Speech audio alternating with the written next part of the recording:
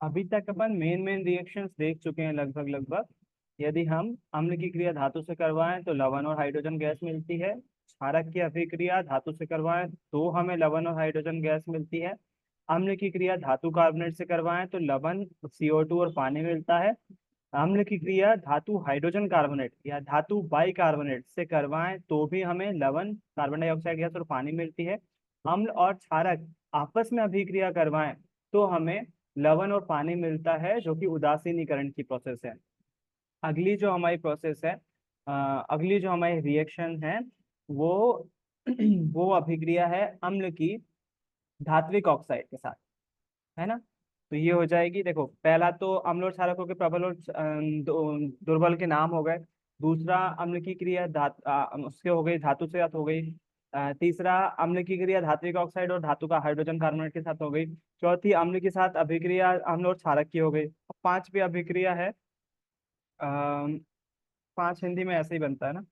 पांचवी अभिक्रिया जो है वो है अम्ल की धात्विक ऑक्साइड के साथ अम्ल की अभिक्रिया। ये क्या पढ़ रहे हैं हम? सब अम्ल और क्षारकों की अभिक्रियाएं पढ़ रहे हैं। अभिक्रिया।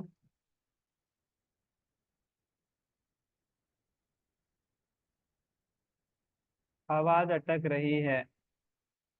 अटकने दो, अच्छा है।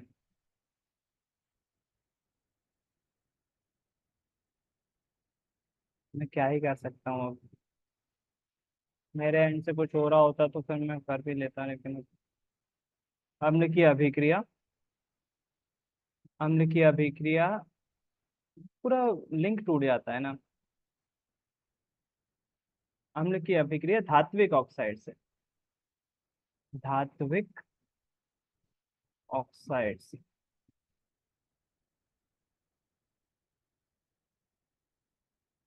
अभी अम्ल तो हम समझते हैं कि क्या क्या होते हैं, लेकिन धात्विक ऑक्साइड क्या होते हैं?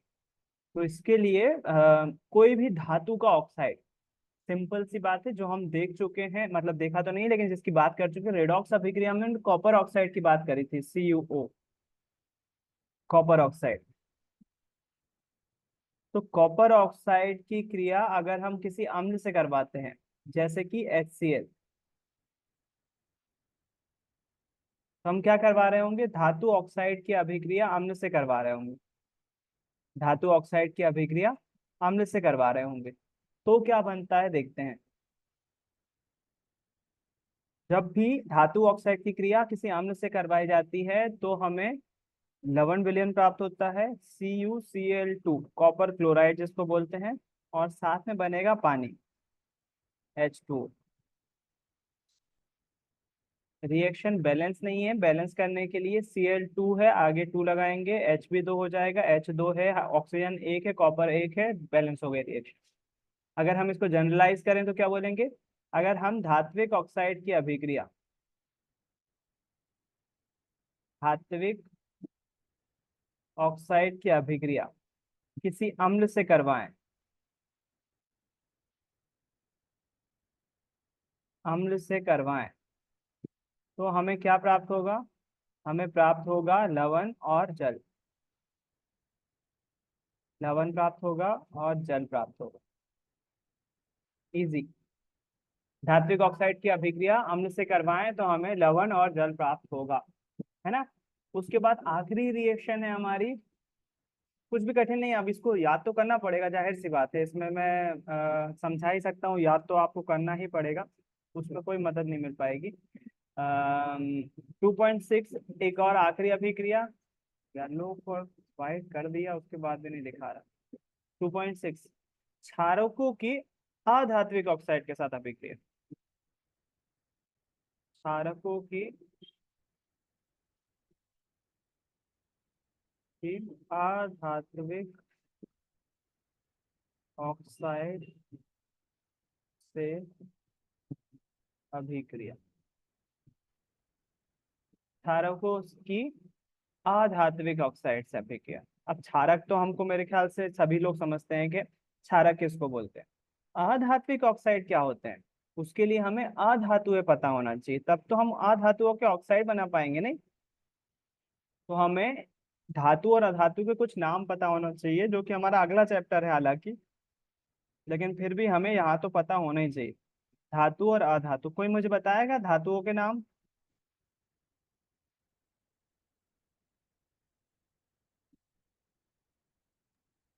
Sodium, potassium, lithium, calcium, iron, बोले तो लोहा, एजी ओजी, मतलब ओजी नहीं, एजी एयू, एजी मतलब चांदी, एयू मतलब सोना।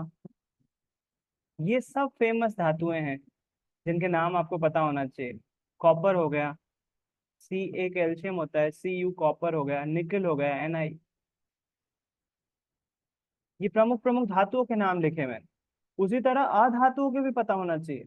सबसे प्रमुख है ऑक्सीजन, जिसको हम सांस के थ्रू, जिससे हम जिंदा हैं, अधातु है। नाइट्रोजन अधातु है, कार्बन अधातु है, सल्फर अधातु है, क्लोरीन अधातु है, फ्लोरीन अधातु है।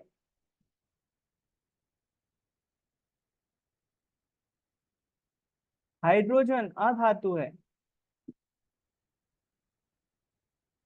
कम से कम हमें ये तो पता होना चाहिए। हालांकि हालांकि अगला चैप्टर हमारा यही है, चैप्टर का नाम ही धातु अधातु है, लेकिन हमें फिर भी 8th क्लास का, छोटी क्लास का कम से कम बेसिक नॉलेज होना चाहिए कि ये सारी धातुओं के नाम है और ये अधातुओं के नाम। अगर हमको अधातु धातु नहीं पता होगा तो धात्विक ऑक्साइड क्या हो जाएंगे? इन्हीं के ऑक्साइड, जैसे Na, Na2O, K2O, LiO2, calcium oxide CaO, FeO। ये क्या हो जाएंगे? ये धात्विक ऑक्साइड हो जाएंगे। अधात्विक ऑक्साइड क्या होंगे? अब ऑक्सीजन तो है ही, ऑक्सीजन का ऑक्साइड नहीं हो सकता, O2 हो सकता है, लेकिन नाइट्रोजन ऑक्साइड तो हो सकता है, NO। कार्बन ऑक्साइड हो सकता है, कार्बन डाइऑक्साइड हो सकता है, सल्फर डाइऑक्साइड हो सकता है। ये सब क्या है? ये आधात्विक ऑक्साइड है।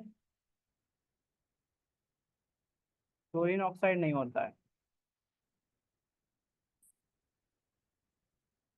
तो हमें धातु और अधातु बेसिक पता होना चाहिए, तब तो हम जाके आप धात्विक ऑक्साइड के साथ अभिक्रिया लिख पाएंगे ना। तो अब क्या कर रहे हैं हम? क्षारकों की अधात्विक ऑक्साइड के साथ अभिक्रिया, क्षारकों की अधात्विक ऑक्साइड की अभिक्रिया।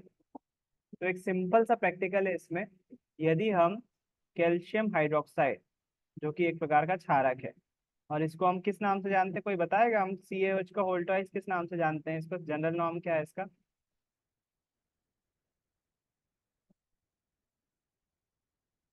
CaOH का होल ट्वाइस। कैल्शियम हाइड्रोक्साइड को हम किस नाम से जानते हैं? किस नाम से प्रचलित है ये? पूजा हुआ चूना। हम्म, बुझा हुआ चूना, बिल्कुल। बुझे हुए चूने में एक प्रैक्टिकल है, चाहो तो लिख लो, स्कूल में करवाना है। जितने मैं बोलते जा रहा हूँ ना, प्रैक्टिकल करवाना मतलब करवाना है, कहीं लिख लो, भूल जाओगे नहीं तो।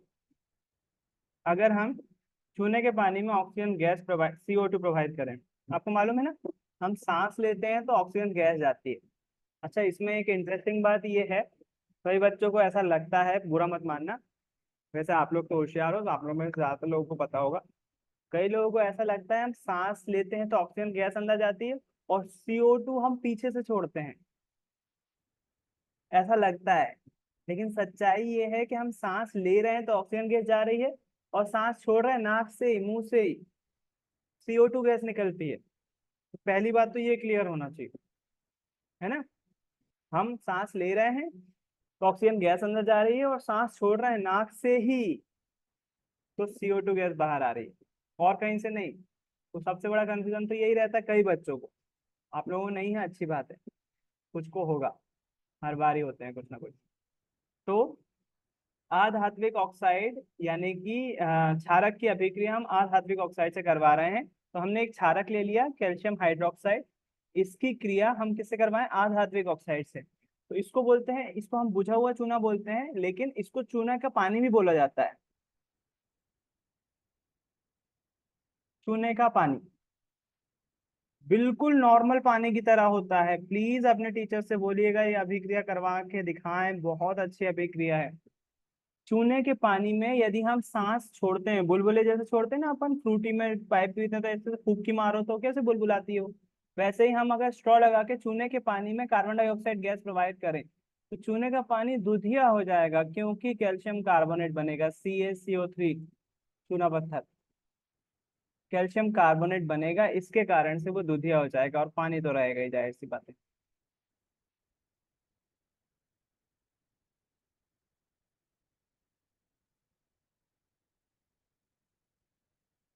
मतलब इसका क्या है, इसका मतलब ये है, हमने ऊपर करवाई थी अभिक्रिया का ऐसे, धात्विक ऑक्साइड की अभिक्रिया अम्ल से करवाई थी, तो हमें लवण और जल मिला था।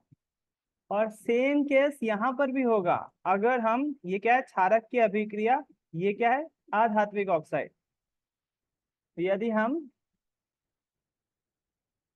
COH उधर लिखना चाहिए था मेरे को, लेकिन ठीक है चल जाएगा। क्षारक की अभिक्रिया, कार्बन अधातु है तो ये अधात्विक ऑक्साइड है। क्षारक की अभिक्रिया अगर हम अधात्विक ऑक्साइड से करवाएं, अधात्विक ऑक्साइड से करवाएं,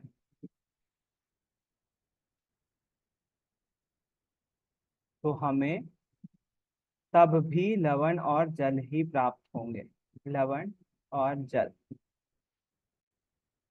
ही प्राप्त होंगे, सेम, ऊपर भी और ये भी। बहुत सिंपल है, अगर थोड़ी सी मेहनत करोगे, जो मालूम है, थोड़ा सा तो टिपिकल है, क्योंकि ये नाम याद रखने में थोड़ी सी कठिनाई होने वाली है। अब इस चीज को अगर मैं समराइज करूं, तो देखना आप कितना आसानी से, तुमको अगर थोड़ा बहुत भी ध्यान दिया होगा ना, तो नोट्स इस तरह से बनेंगे इसके। पहला, 2.1 तो अम्ल और क्षारक के बारे में थी, प्रबल अम्ल और प्रबल क्षारक के बारे में, इसलिए उसको छोड़ देते हैं। 2.2 की बात करते हैं, यदि हम धातुओं के साथ धातु की अभिक्रिया अम्ल से करवाएं, तो क्या बनता है, तो बनता है लवण, और साथ में बनता है हाइड्रोजन गैस।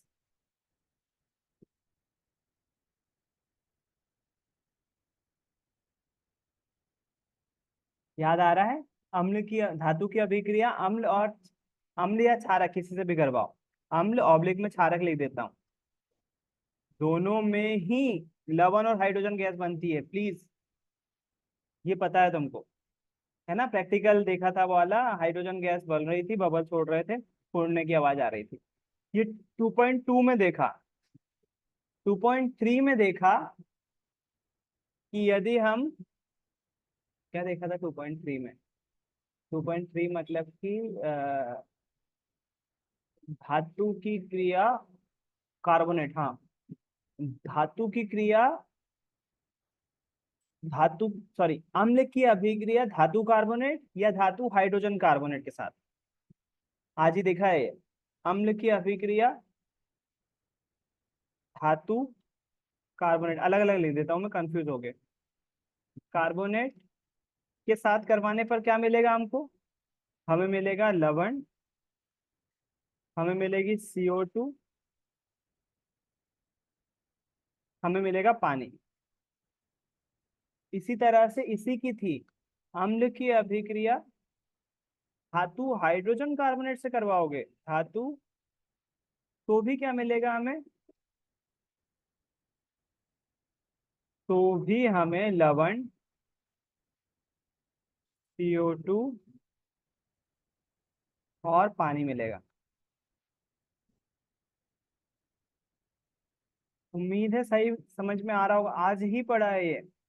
चौथी रिएक्शन हमने देखी, अम्ल की क्षारक के साथ अभिक्रिया, किसी भी अम्ल को, यदि हम, इसको हम किस अभिक्रिया के नाम से जानते हैं, कोई बताएगा, अम्ल की क्षारक के साथ अभिक्रिया को क्या नाम से जानते हैं,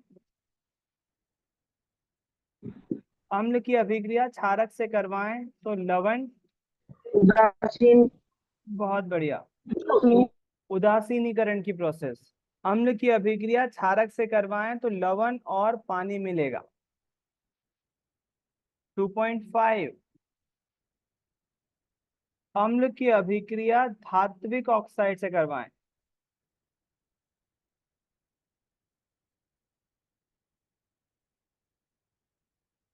तो क्या मिलेगा, अम्ल की अभिक्रिया धात्विक ऑक्साइड से करवाएं तो भी लवण और पानी मिलेगा। जस्ट ऊपर देखिए, और यदि 2.6 में देखा कि हम क्षारक की अभिक्रिया अधात्विक ऑक्साइड से करवाएं तो भी हमें लवण और पानी ही प्राप्त होता है। ये 6 रिएक्शन देखे अभी तक हमने बस।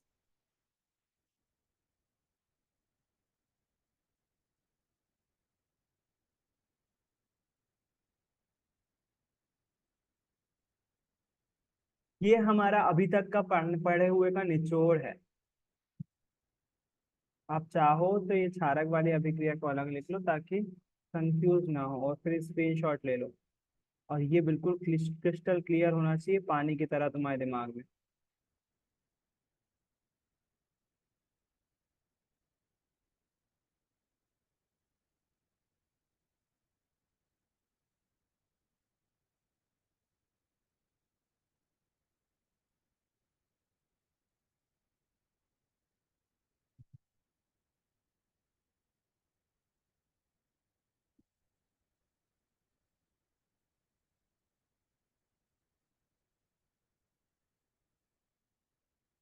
धातु की अभिक्रिया क्षारक से करवाओगे तो भी आपको लवण और जल ही मिलने वाला है। लवण और हाइड्रोजन गैस ही मिलने वाला है।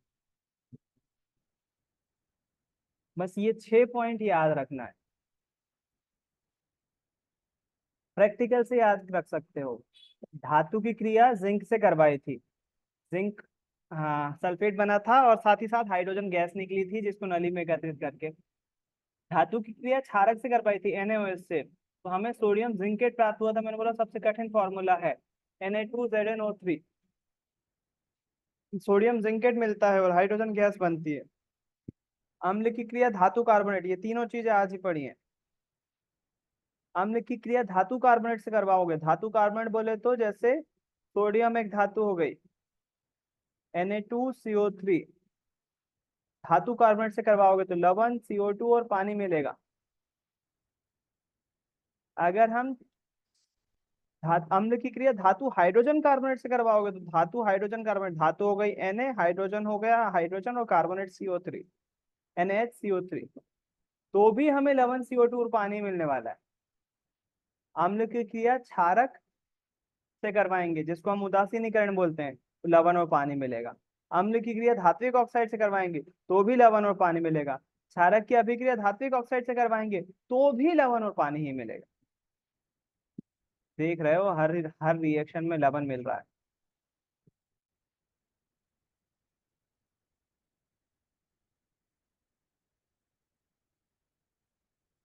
इसी कारण से हमारे आसपास लवण बहुत ज्यादा मात्रा में है। और सबसे ज्यादा लवण देखे जाते हैं हमारी मेडिसिन इंडस्ट्री में। अगर आप कोई भी दवाई खा रहे हो तो वो ज्यादातर नमक ही है। मेडिसिन इंडस्ट्री में जैसे पैरासीटामॉल हो गई, तो पैरासीटामॉल एक लवण ही है। आप कभी भी आप चाहो तो ग्लूकोज पे भी आप देख सकते हो, उस पे फॉर्मूला लिखा होगा C6H12O6। पैरासीटामॉल में भी इस प्रकार के फॉर्मूले लिखे होंगे। कोई सी भी दवाई आज घर पे चेक करो। अगर मान लो उदाहरण के लिए कोई दवाई घर पे पड़ी हुई है, उसको उठाओ पहले तो अगर पूरा पर्चा है, वो पूरा पत्ता है, तो उस पे देखो कहीं ना कहीं ये फॉर्मूला लिखा हुआ होगा। अगर नहीं लिखा हुआ है तो आप उस दवाई को गूगल पे लिखो, वैसे की वैसे स्पेलिंग लिखो और उसका नाम सर्च करो कि इसका फॉर्मूला क्या है। गूगल फट से बताएगा इस दवाई का फॉर्मूला ये है। जैसे उदाहरण के लिए मैं आपके सामने सर्च करता हूँ पैरासीटामॉल को।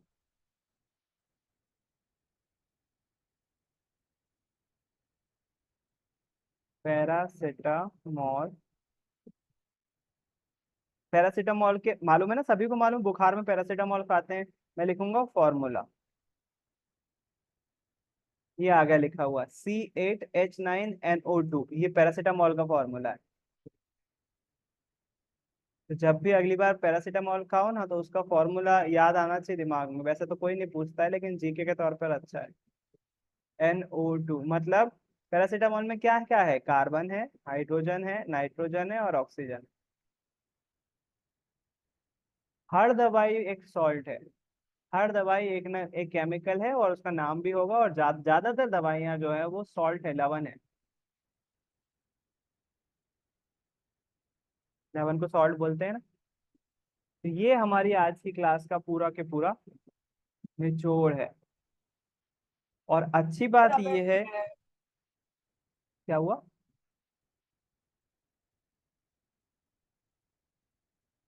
अच्छी बात ये है कि ये इस चैप्टर का टफेस्ट पोर्शन है, और क्वेश्चन इसमें से कम आने के चांसेस रहते हैं। तिमाही छमाही में आएगा, जाहिर सी बात है, लेकिन फाइनल में इससे कम आते हैं। अगर मैं बोलूं पूरा चैप्टर और इसमें से डिवाइड करने को, इसके केवल 25% चांस है इसमें से कोई क्वेश्चन आए।